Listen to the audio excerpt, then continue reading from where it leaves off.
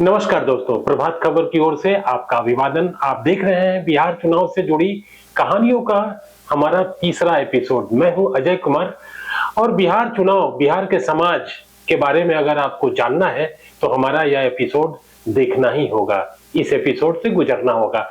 हम बात करेंगे पहले आम चुनाव की, जो 51-52 में हुए थे। पहले आम चुनाव में 11 राष्ट्रीय पार्टियों के उम्मीदवार चुनाव मैदान में थे। ये पार्टियां थी All India Bharatiya Jana Sangh, Communist Party of India, Forward Bloc Marxist Group, Forward Bloc Ruikar Group, Akhil Bharatiya Hindu Mahasabha, Indian National Congress, Kisan Mazdoor Praja Party, Akhil Bharatiya Ram Rajya Parishad, Revolutionary Socialist Party, All India Scheduled Caste Federation और सोशलिस्ट पार्टी। 4 राज्य स्तरीय पार्टी थी। उनका नाम इस तरह से है: छोटा नागपुर संथाल परगना जनता पार्टी, झारखंड पार्टी, लोक सेवक संघ और ऑल इंडिया यूनाइटेड किसान सभा। दोस्तों, सीटों की संख्या की जहां तक बात है तो सीटें थी 252 और अनुसूचित जाति के लिए 24 सीटें आरक्षित थी। इस तरह 276 सीटें हुई। हालांकि 54 ऐसी सीटें थी जिन पर दो दो उम्मीदवारों का चयन किया जाना था। इस तरह विधानसभा के लिए कुल सीटों की संख्या हो गई 330। अब उम्मीदवारों की संख्या पर भी बात कर लेते हैं। पहले आम चुनाव में 1594 उम्मीदवार चुनाव मैदान में उतरे थे, यानी एक सीट पर अगर आप देखें तो 6 उम्मीदवारों का औसत बैठता है। अमौर विधानसभा सीट पर उस चुनाव में, पहले चुनाव में केवल एक प्रत्याशी खड़े थे, तो नवादा की सीट पर नवादा सह हिसुआ, तब उसका नाम था, उस पर 18 उम्मीदवार थे।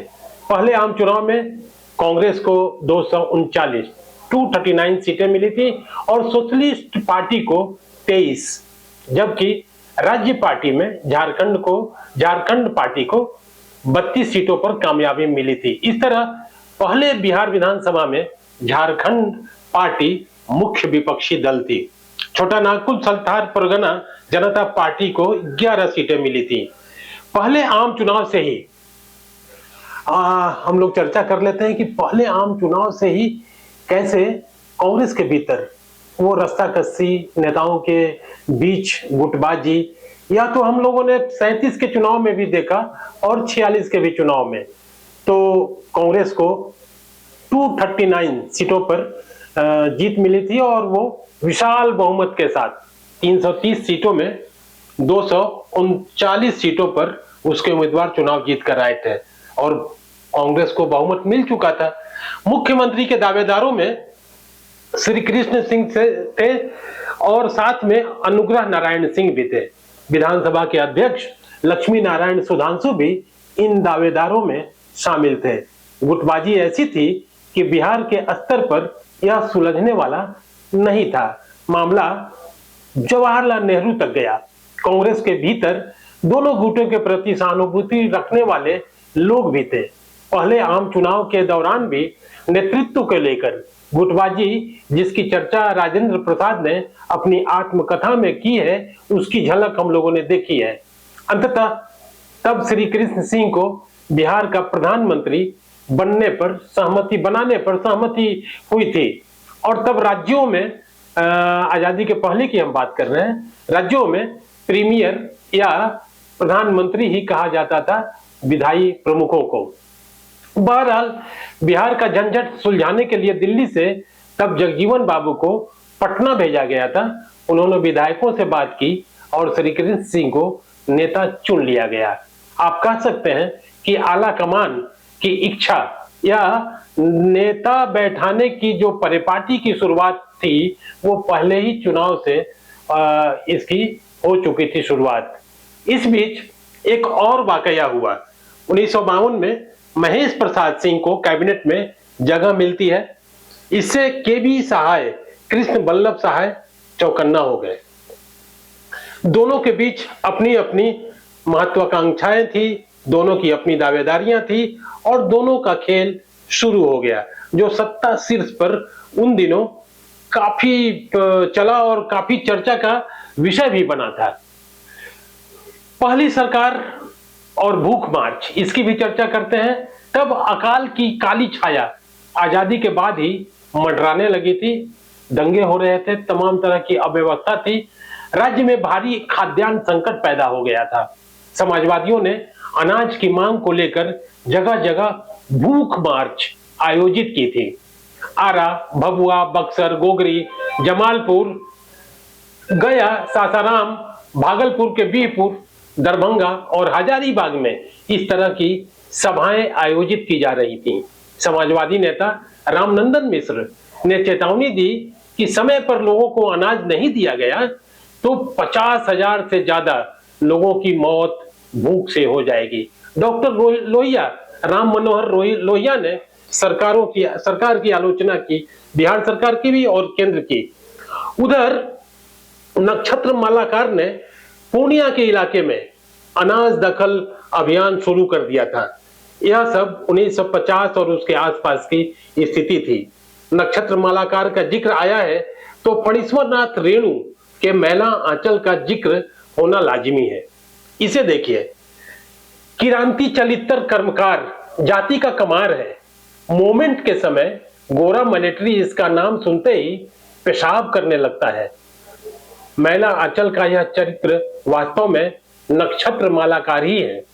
अंग्रेजी राज में मालाकार को नोटोरियस कम्युनिस्ट डकैत या रॉबिन हुड के तौर पर रेखांकित किया गया है। अब बात कर लेते हैं कि कैसे बिहार से जमींदारी प्रथा खत्म होती है। तो इसके पहले 1947 में विधानसभा से जमींदारी प्रथा खत्म करने से संबंधित विधेयक पेश हुआ। जमींदारों के उग्र विरोध के बावजूद यह विधेयक मई 1950 में पास हो गया। इस तरह बिहार जमींदारी प्रथा खत्म करने वाला पहला राज्य बन गया, लेकिन इसकी राह इतनी आसान भी नहीं थी। इस कानून के खिलाफ कुछ लोग पटना हाई कोर्ट चले गए। अदालत ने उस कानून को ही रद्द कर दिया था। तब 1951 में संसद ने पहला संविधान संशोधन पारित कर जमींदारी उन्मूलन को न्यायिक समीक्षा से बाहर कर दिया।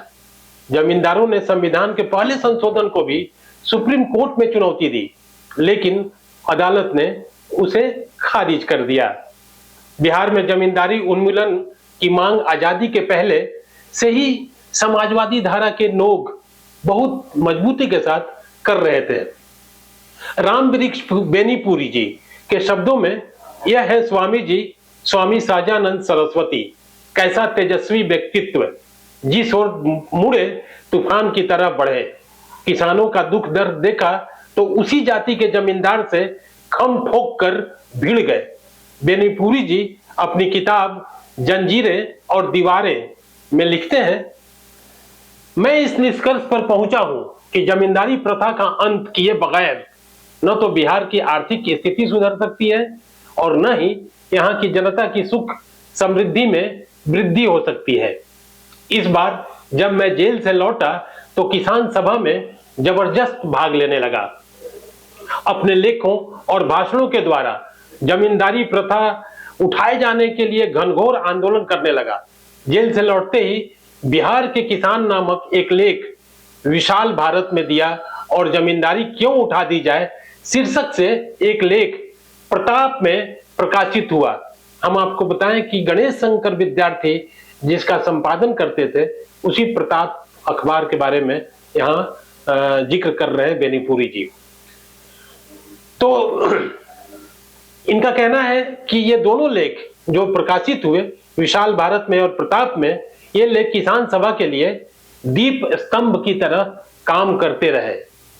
तो यह पहली सरकार पर दबाव भी था आंदोलन का, जिसके चलते जमींदारी प्रथा का उन्मूलन किया गया। तो हम बात कर रहे थे पहले आम चुनाव के दौरान राजनीति की और समाज की क्या स्थिति थी, इसके बारे में। प्रभात खबर की यह खास पेशकश चुनाव और उससे जुड़ी दिलचस्प कहानियों के बारे में अगर आपकी कोई राय है, हम उसका स्वागत करते हैं। आप हमारे इनबॉक्स में जरूर जाएं और अपनी प्रतिक्रिया दें। इससे हमको अपने कार्यक्रम को और बेहतर और समृद्ध बनाने में मदद मिलेगी। आप हमें दीजिए, अजय कुमार और हिमांशु देव, हमारी टीम के सहयोगी साथी हिमांशु देव और अंबर को इजाजत। फिर मिलेंगे नए एपिसोड के साथ, तब तक नमस्कार। प्रभातखबर.com, विश्वास वही, रफ्तार नहीं।